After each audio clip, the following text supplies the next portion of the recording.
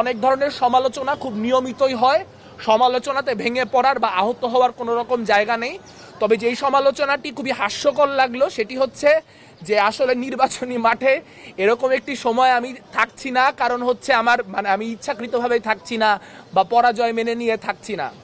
আমরা হচ্ছে সেই মানুষ যারা বারবার ডাক্তারের পরামর্শ উপেক্ষা করে রাজপথে ফিরে ফিরে এসেছি। আমরা সেই মানুষ যারা বারবার করে নিজেদের জীবনকে উপেক্ষা করে রাজপথে এসে সামিল হয়েছি। রাজপথে আমাদের অক্সিজেন, কাজে রাজপথে আসলে আমাদের কোনো ক্ষতি হয় না, রাজপথে আসলে আমাদের উপকার হয়। আজ লড়াইয়ের শেষ দিন, একরকম 7 তারিখে প্রচারণার শেষ দিন। আমাদের যে সহযোদ্ধারা, প্রতিরোধ পর্ষদের যে সহযোদ্ধারা, তাদের প্রতি একটা কথাই বলতে চাই যে 9 তারিখে নির্বাচনের ফলাফল যাই হোক, আমরা ইতিমধ্যে জিতে গিয়েছি। আমরা জিতে গিয়েছি এই কারণে, কারণ বাংলাদেশে যখন আমরা দেখতে পাই যে একটার পর একটা মাজার ভাঙা হয়, যখন আমরা দেখতে পাই যে মৃত মানুষের লাশ কবর থেকে তুলে পুড়িয়ে দেওয়া হয়, যখন আমরা দেখতে পাই একটার পর একটা মব আক্রমণ হয়, যখন আমরা দেখতে পাই একটার পর একটা মোরাল পুলিশিং হয়, তখন আমাদের উপস্থিতির কারণেই আজকে প্রতিক্রিয়াশীলতম গোষ্ঠীগুলিকেও বলতে হচ্ছে যে ঢাকা বিশ্ববিদ্যালয় ক্যাম্পাসে রাত 12টা পর্যন্ত মেয়েদের হল ওপেন রাখতে হবে। সব থেকে প্রতিক্রিয়াশীলতম গোষ্ঠীকেও বলতে হচ্ছে ঢাকা বিশ্ববিদ্যালয়ে আর ধর্মকেন্দ্রিক যে বিভাজন, সেই বিভাজন চলবে না।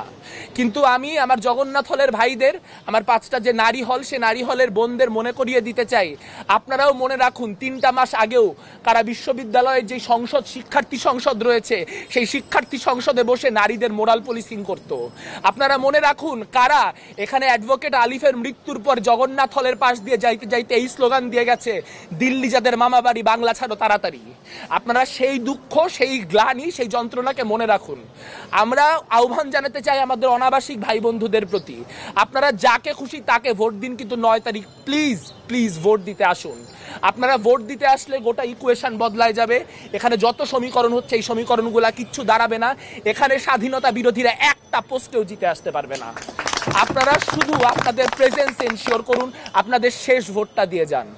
আর ভোটারদের প্রতি একটাই আহ্বান জানাবো, যারা আমাকে ভোট দিবেন না তারা তো আমাকে ভোট দিবেন না, তাদেরকে নতুন করে বলার কিছু নাই। কিন্তু অনেক মানুষ আছেন যারা আমাদেরকে পছন্দ করেন, আমাকে ব্যক্তিগতভাবে পছন্দ করেন, কিন্তু এই চিন্তা করতেছেন যে যেই প্রার্থী আসলে আমার পর্যন্ত, আমার দ্বার পর্যন্ত আইসে পৌঁছায় নাই, সে যে নির্বাচিত হওয়ার পর আমার পর্যন্ত আইসে পৌঁছাবে তার নিশ্চয়তা কি। আমি শুধু এটুকু বলতে পারি, আমার শেষ 5 দিন আমি প্রস্তুতি নিচ্ছিলামই যাতে করে আমি শেষ মানুষটা পর্যন্ত পৌঁছাইতে পারি। শেষ যেই শিক্ষার্থীটা, সেই শিক্ষার্থীটা পর্যন্ত আমার যে রিচ, সেই রিচটা করতে পারি। কিন্তু আমার শারীরিক অসক্ষমতার কারণে আমি সেটা পারি নাই। আমি সেই ব্যর্থতার দায় মাথা পেতে নিচ্ছি।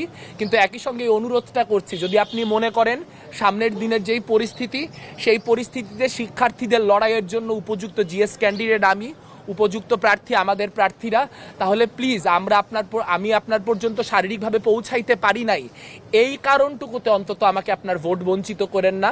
যদি মনে করেন আমি যোগ্য প্রার্থী, তাহলে অন্তত এই গ্রেসটুকু আমাকে দিন। আমি সামনের দিনে জিতি আর হারি, আপনাদের পর্যন্ত, এই বিশ্ববিদ্যালয়ের 40,000 শিক্ষার্থী পর্যন্ত জনে জনে পৌঁছানোর যেই দায়, সেই অঙ্গীকার, সেই ওয়াদা আমি এখানে বসে করলাম।